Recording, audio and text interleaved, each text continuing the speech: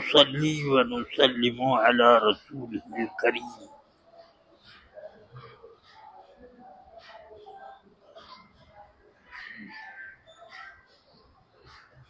وعلى آله وأصحابه أفضل الصلاة وأكمل التسليم.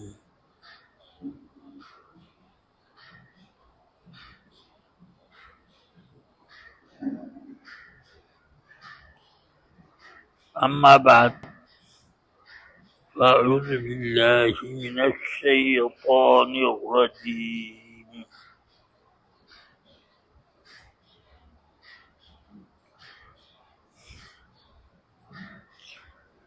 كل شيء عنده بمقدار. صدق الله العلي العظيم. درود شریف پڑھ لیں. اللهم صل على سيدنا ومولانا محمد معدن الجود والكرم وآله وأصحابه وبارك وسلم. موت کی وادی سے ہر ایک جاندار چیز کو گزرنا ہے. انسان ہوں، جنات ہوں، جانور ہوں، جو چیزیں ہوں، سب کو کل شیء ہالک الا وجہہ. اسی لیے قرآن میں یہ بھی فرمایا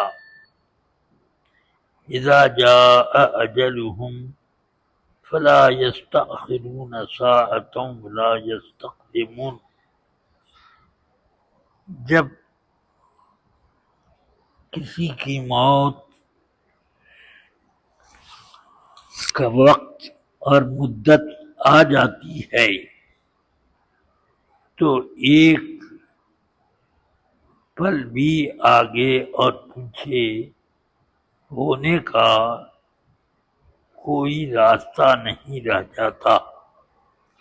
اللہ تبارک و تعالی نے میرے فرزند جلیل مولانا مفتی عطاء المصطفیٰ کو اپنی بارگاہ کی دعوت پیش کی اور انہوں نے لبیک کہا. اللہ تعالی ان کی موت کو ان کے حق میں مبارک کرے اور ان کو اپنی رحمتوں کے سائے میں ہمیشہ رکھے.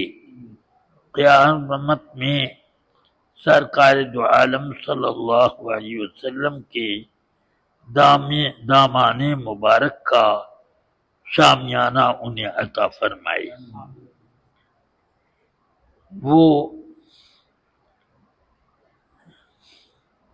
یہ ایک حادثہ ہے کہ وہ ہندوستان سے تفریح کرنے کے یعنی اپنے پرانے رشتہ داروں سے ملاقات اور تعارف حاصل کرنے کے لیے اس سفر پہ نکلے. اپنی فراغت کے 1 سال بعد اور مجھ سے انہوں نے یہی کہا کہ میں بس لوگوں سے ملاقات وغیرہ کر کے اور وہاں کا ماحول دیکھ کر واپس آ جاؤں گا. مگر وہ وہاں گئے، وہاں والوں نے ان کو زبردستی وہاں روک لیا. میں نے ان کو بار بار تاکید کی کہ واپس آؤ، مگر اللہ کی مشیت ہی یہ تھی کہ ان کو ایک پاکستانی کی حیثیت سے اپنی بارگاہ میں بلائے، اس لیے وہ آئے نہیں. اور انہوں نے اپنا پاسپورٹ جو انڈیا سے جس پاسپورٹ پر گئے تھے وہ پاسپورٹ بھی ضائع کر دیا، کیونکہ قانوناً ایک آدمی 2 ملکوں کا پاسپورٹ نہیں رکھ سکتا، یہ جرم ہے۔ بہرحال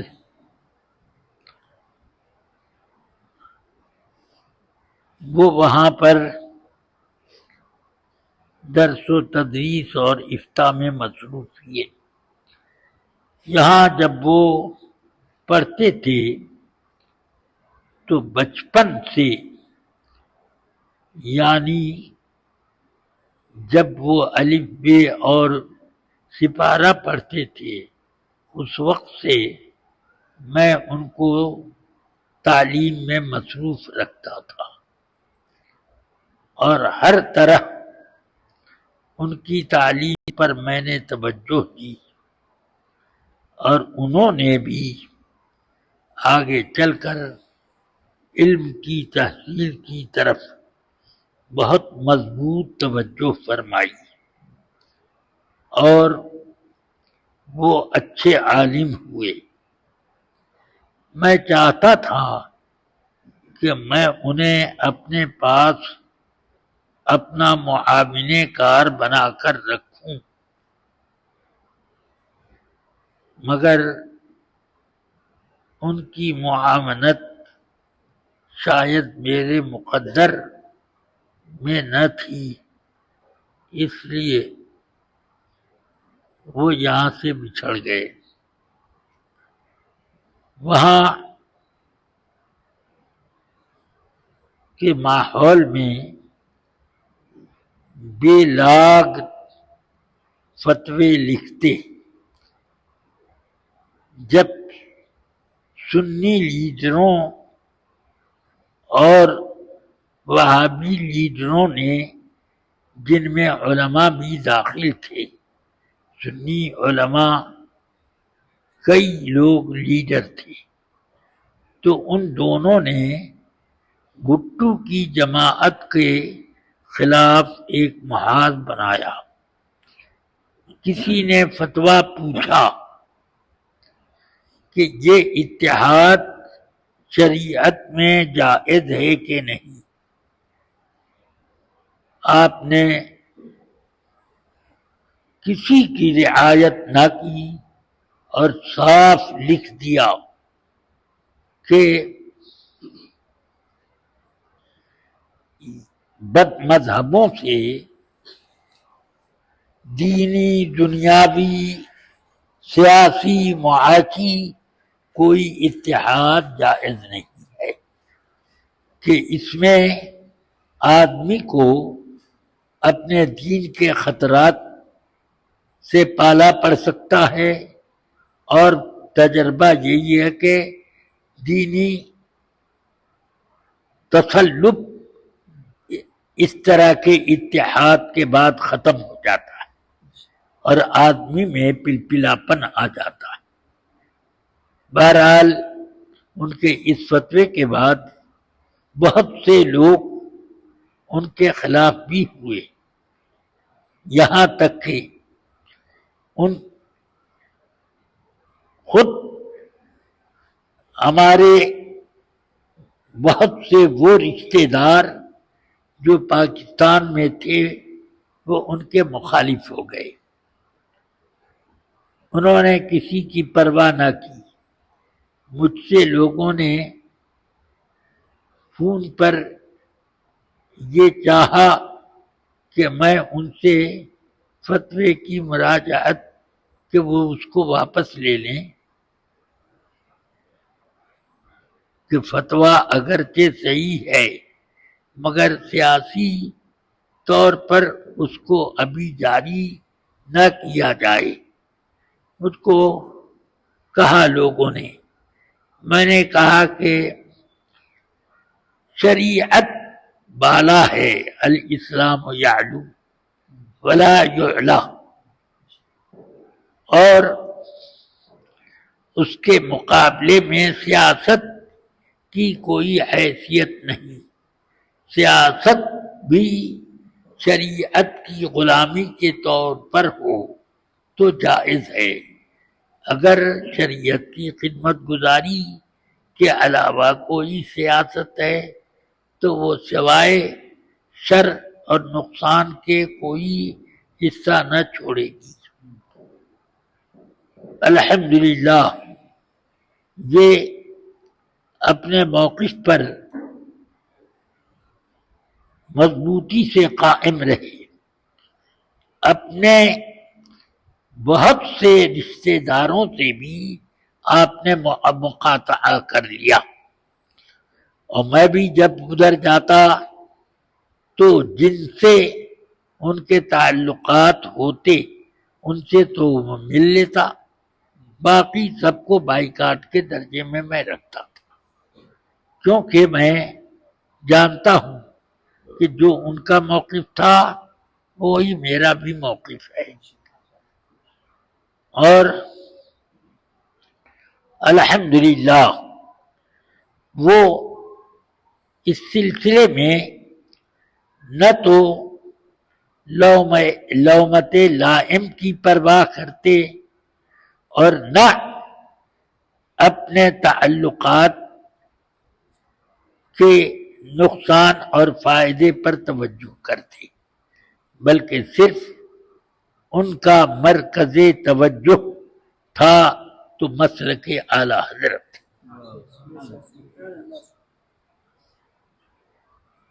اعلی حضرت کی تعلیمات کو قائم اور باقی رکھنے کے لیے انہوں نے اپنے بہت سے رشتہ داروں سے بے تعلقی کی، مگر الحمدللہ انہوں نے ایک زبردست ٹیم مسلک اعلی حضرت کی قائم کی۔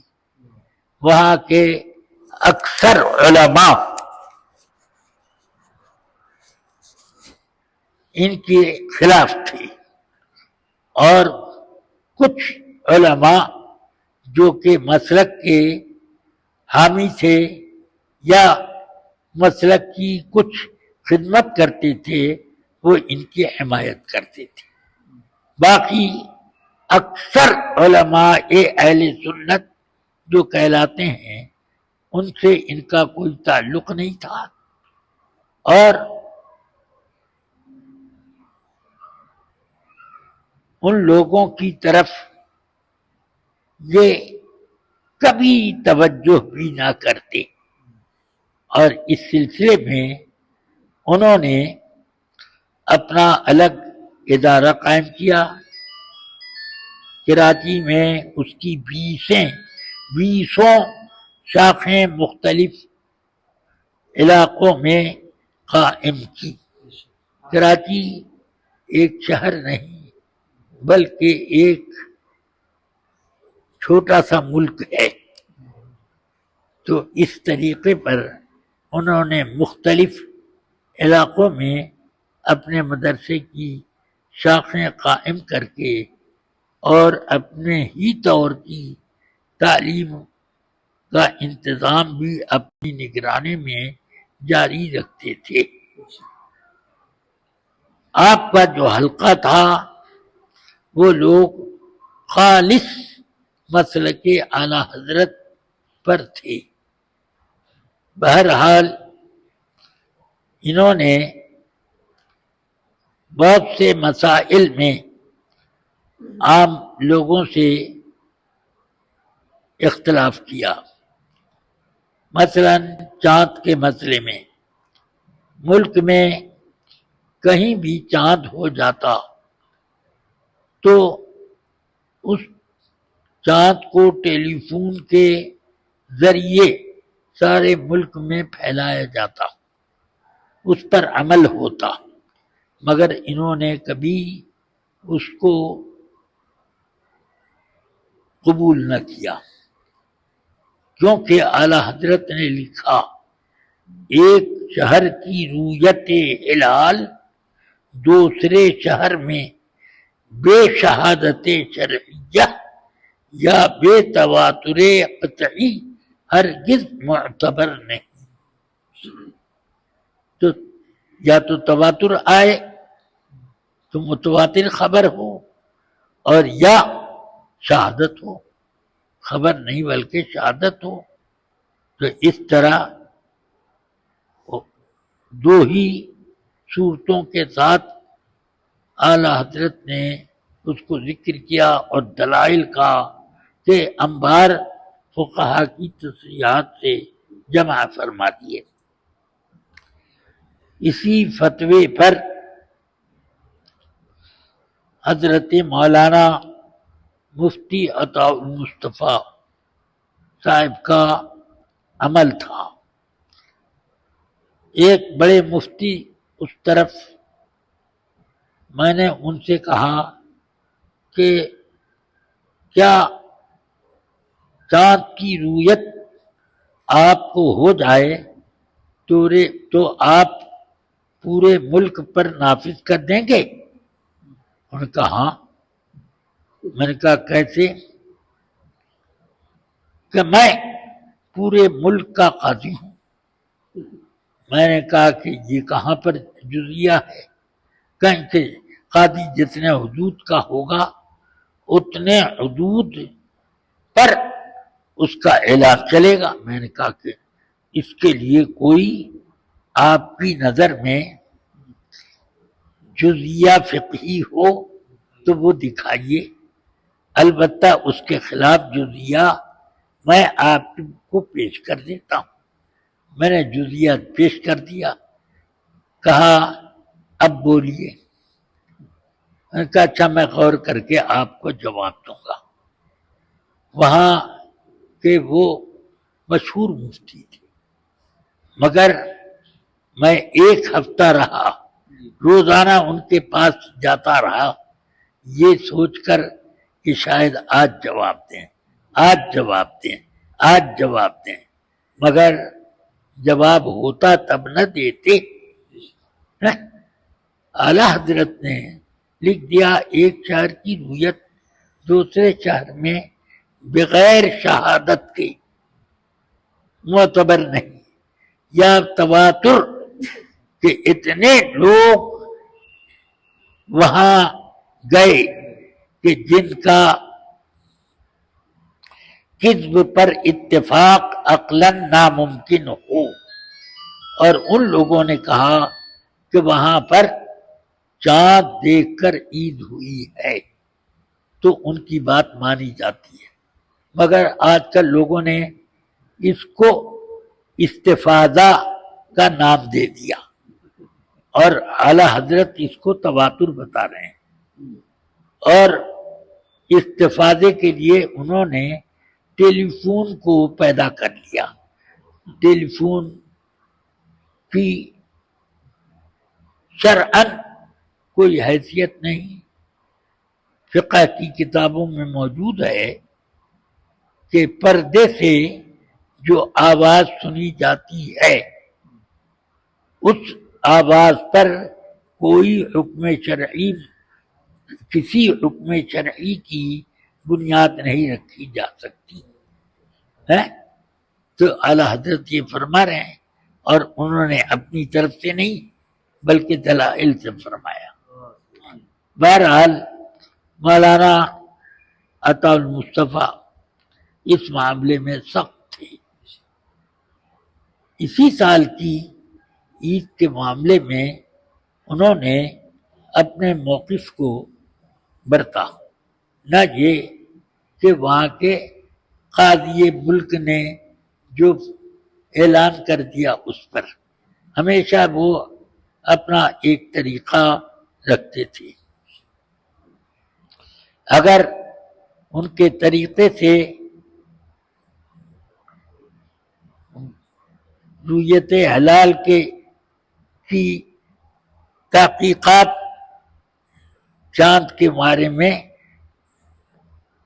قابل قبول ہوتی تو یہ اس کو مانتے، اور جب چاند کی تحقیق جو کی اور شرعی طور پر نہ ہوئی تو انہوں نے رد کر دیا اور اپنی عید اور روزے وغیرہ اسی پر مبنی رکھتے تھے، قربانی وغیرہ، اور اپنے تمام لوگوں کو اسی بات پر چلاتے، جبکہ اس سلسلے میں دوسرے لوگوں کا طریقہ الگ تھا۔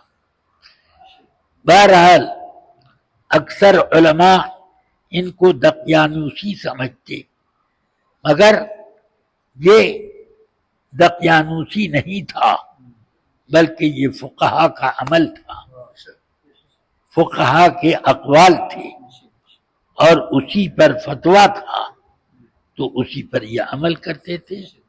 اعلیٰ حضرت مفتی اعظم صدر الشریعہ تاج الشریعہ ان حضرات کے فتووں کو وہ اپنے لیے محور زندگی بنا کر رکھتے۔ ان کے جانے سے مجھے سب سے زیادہ اس بات کا افسوس ہوا کہ مسلک اعلیٰ حضرت کی جتنی مضبوط نمائندگی بلا خوف لومۃ لائم جو آپ کرتے تھے، اب وہ میدان خالی ہو گیا۔ میں دعا کرتا ہوں کہ اللہ تعالی اس کام کے لیے مضبوط لوگوں کو کھڑا کرے اور ان کے بچوں میں بھی اسی طور پر ذوق قائم رکھے۔ ان لوگوں نے بھی میرے سامنے گنبد خضرا میرے ہوٹل سے بالکل کھڑکی کھول دو سامنے تھا، وہاں پر میں نے ان کے بچوں سے معاہدہ کرایا اور ان لوگوں نے اس چیز کو کہا کہ ہم لوگ اسی کے پابند ہیں اور اسی پر اپنا عمل جاری کریں گے۔ میں نے کہا اللہ تعالیٰ سے میں دعا کرتا ہوں کہ اللہ تعالیٰ آپ لوگوں کی زبان میں اثر پیدا کرے اور لوگوں کے دلوں میں آپ لوگوں کی زبان کا اثر قبول کرنے کا جذبہ پیدا کرے۔ تو میں نے دعائیں دی اور ان کی دستار بندی بھی میں نے کی، ان کو جانشین بھی بنایا۔ بہرحال اللہ تبارک و تعالی سے میں دعا کرتا ہوں کہ حضرت مولانا کے اس طریقے کو جو مسلک اعلیٰ حضرت کی بقا اور اشاعت کے لیے مولانا عطا المصطفیٰ نے اختیار کیا تھا، ان کے طریقے پر ایک ٹیم ان کے بچے ضرور تیار کریں، اللہ تعالی ان کو کامیابی دے۔ بہرحال مجھے اس بات کا یہ صدمہ تو سب کو ہوتا ہے، کسی کا بیٹا مرے، باپ مرے، بھائی مرے، یہ صدمہ سب کو ہوتا ہے، وہ صدمہ مجھے بھی ہے، مگر سب سے بڑا صدمہ یہ ہے کہ ان کے جانے سے جو دین کے کاموں میں ایک خلا پیدا ہو گیا اس کو کیسے بھرا جائے۔ اللہ تعالیٰ سے میں دعا کرتا ہوں کہ اللہ تعالیٰ ان کے کاموں کے طریقے کو زندہ رکھنے اور مسلک اعلیٰ حضرت اور مذہب اہل سنت و جماعت کے استحکام اور اس کے فروغ کے لیے ایک ٹیم، ایک جماعت وہاں پر زندہ رکھے، اور یہ مخالفین کی اللہ سرکوبی کرے اور موافقین کی اللہ تعالی غیبی تائید فرمائے۔ وصلی اللہ تعالی علی خیر خلقہ ونور عرشہ سیدنا و مولانا محمد و آلہ و صحبہ اجمعین۔